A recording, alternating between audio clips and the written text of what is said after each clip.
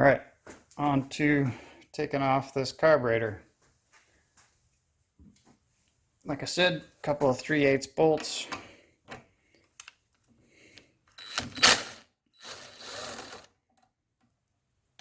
Now, there is going to be another little 1/4-inch bolt that looks like up here, which I will take off as well.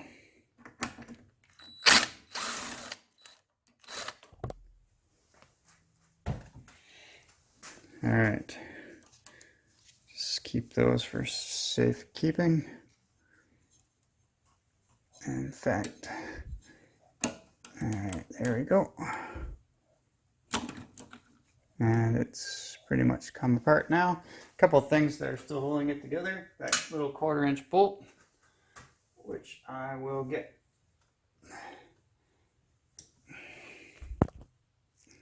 This little 1/4-inch bolt for that air vane.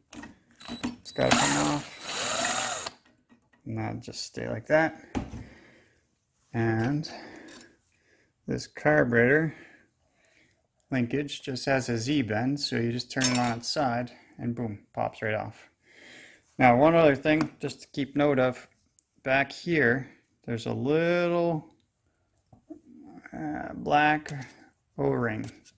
Okay, just make sure you check the condition of that and make sure it's still there. That actually provides us with a nice seal to the intake tube, and that kind of fits right into that sort of groove there in the back side of the carburetor. Now for a carb clean.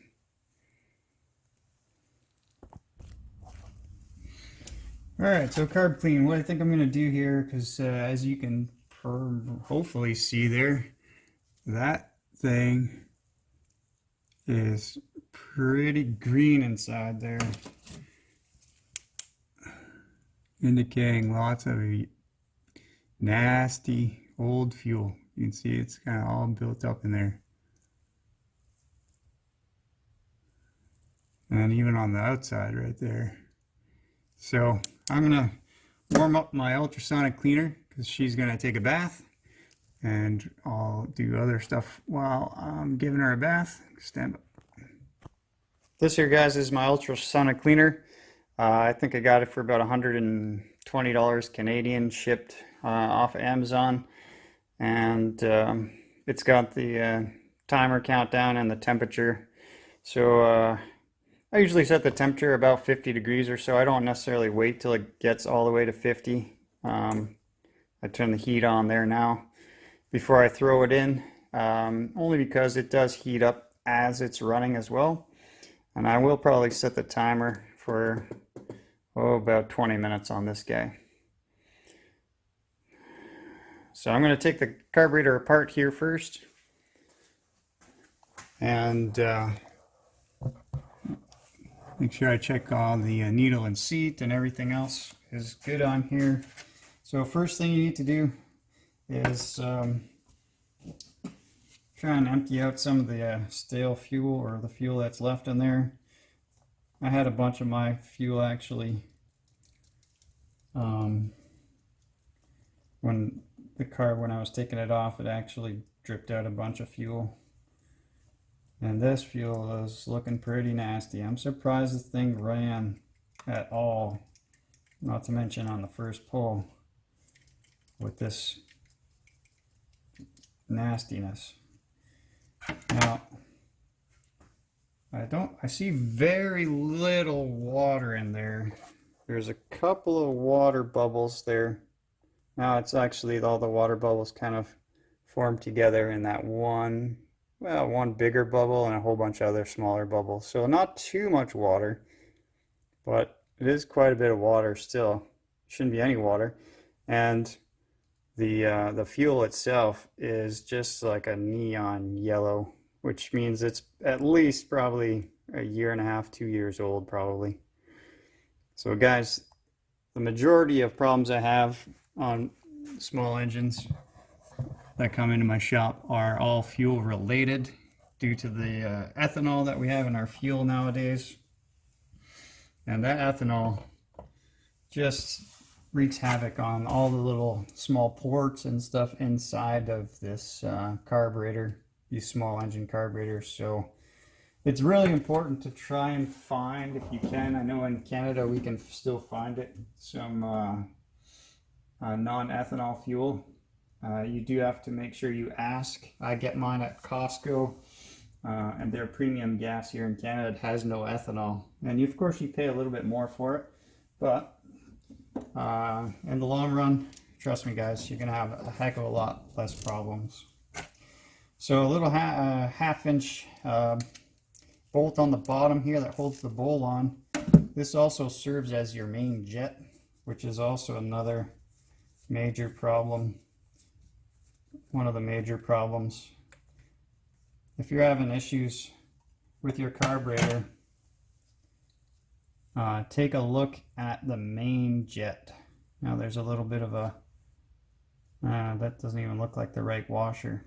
I don't know what somebody rigged up. They put an extra washer in there somehow. I don't know what that is, but. And guys, here's your main jet. So this one actually looks pretty good. I can actually see through, you can see right there, right through the main jet. And I'm going to stick a little piece of wire in this top hole, because this top hole here, it's hard to see. There is a hole in there. It gets gummed up pretty easily. Now this one ran, so I don't know that there's going to be any real major issues with this one, but obviously if I got her apart, I'm going to clean this up. So go into my little box of goodies here, and for this job I just use this is just a bread tie, and cut off some of the sheathing off of it. And that seems to work pretty good. And yeah, this one's not clogged at all. I'm not sure that you'll be able to see this.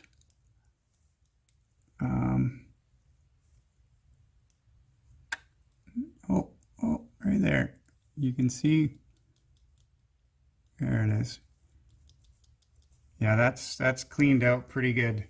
So that one, I don't know if someone's been in here or messing with that, but they certainly didn't put new fuel in it. If you're going to go through the trouble of cleaning out the carburetor, then why wouldn't you put new fuel in it? I don't understand that. But again, in your float bowl, you could see some the condition of the fuel. I know it's kind of hard to see, guys. Lighting is not great, but there you go. A little bit of sediment in there, and usually if there's any water, it'll collect in the bottom of that bowl as well. And as you can see, there's a nice neon colored stain here for the fuel that came out of that carburetor. Now I'm going to try and wipe this off. I don't like working with this old stinky fuel. It doesn't actually smell that bad, but this looks bad for some reason. It's pretty nasty. Now the float bowl itself, a lot of times, you know, you get corrosion sometimes in there, especially around this top edge. There's a little bit there, and I'll clean that out a little bit with some steel wool, some fine steel wool, but not anywhere around the carburetor, because I don't want any of those fine particles getting into the carburetor at all. And but this one actually looks pretty clean. Like I said, I think somebody might have been in here before me trying to mess with this.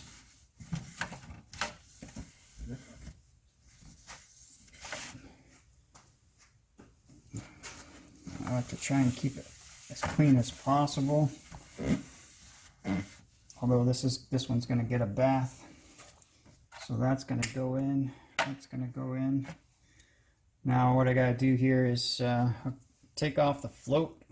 The float has a little pin here, And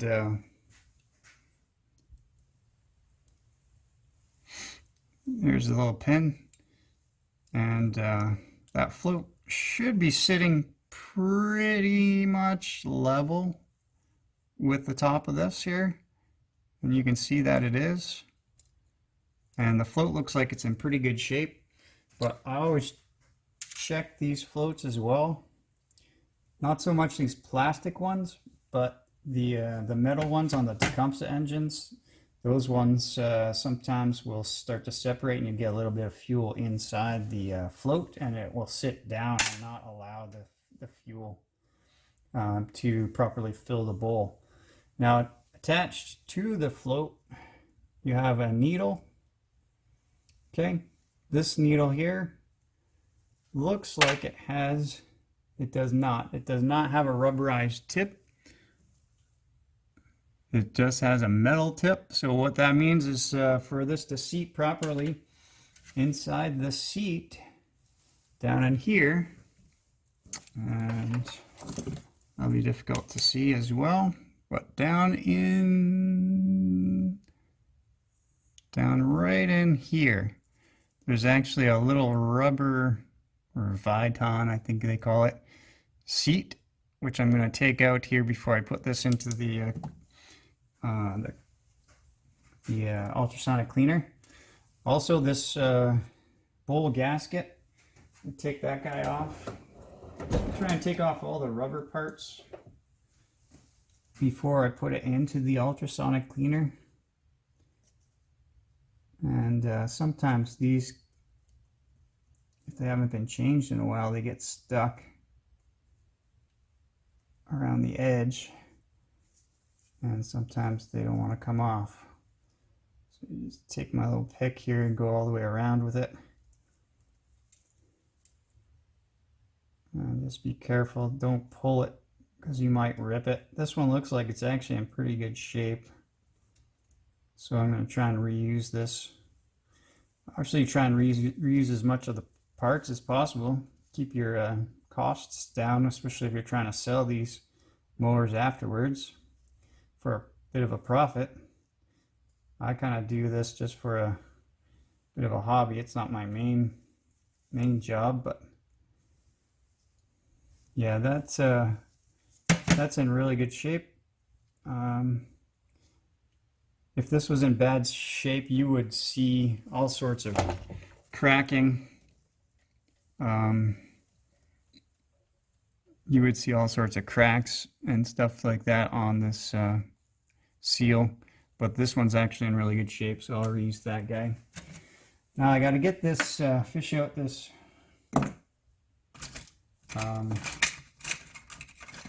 the seat. Now, this is a knockoff of a Tecumseh carburetor tool. Has a couple of different functions. One of them has a little sort of crochet hook on the end of it right here, which you just stick into the into that seat, and then you just pull it out.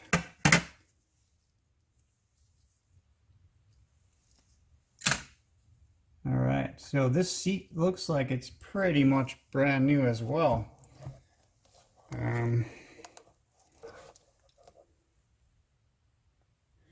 So the seat is going to have two sides to it. There's going to be a flat side. See if I can get this to focus. I don't think so.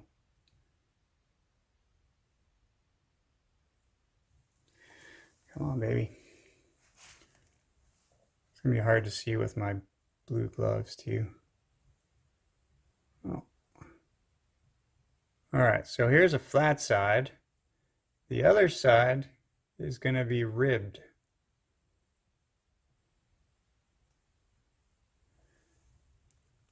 There you go. Now you can see the ribs, although it's not quite in focus. But the ribbed side is the side that goes down goes down inside of where the seat goes. So the rib side always goes down. If you put it the other way, you're going to have issues with this thing.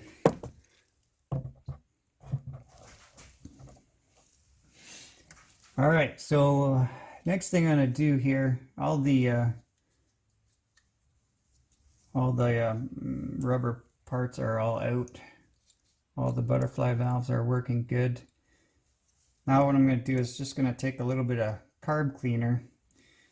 I'm going to actually keep my rubber parts separately because carb cleaner will cause those rubber O-rings and whatnot to expand, and then you'll never get them on again. You'll never be able to use them again. So I like to keep those guys separate. And what I'm going to do here is just kind of spray this all down with some carb cleaner. Outside here, on the inside.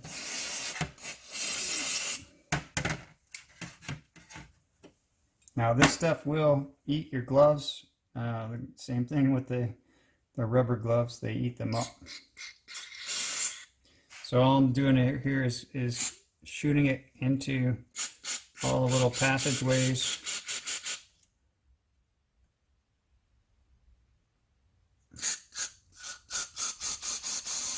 Just to get all that gunky, junky fuel out of there into your sort of main jet area. It should come out inside the carburetor. There it is.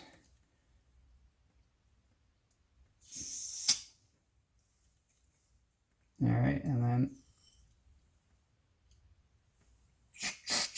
into where the fuel comes in, and this happens once in a while.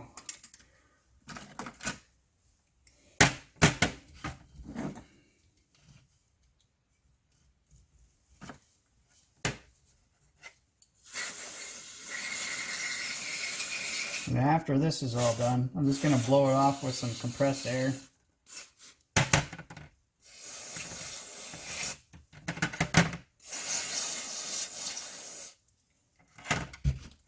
Now, if you don't have an ultrasonic cleaner, just doing this a lot of times will actually work for you, as long as you get out all the gunk from all the little passageways. Same thing on this main jet. What you're going to want to do is clean out the top like I showed you with the little bread tie, and then just spray some carb cleaner in there, and you'll see it when you spray it in the top. You'll see it actually coming out the sides. There you go. So that's a nice clean nut or main jet. Now I'm just going to, as you can see, look, just eats away at your gloves there. But you got to wear gloves because this stuff is pretty nasty stuff. It's probably not good for your health. I mean, look at this. Not good. So you don't want to really get that too much on your bare skin if you can help it. So I'm just going to spray this stuff out and then drop it in my ultrasonic cleaner, guys.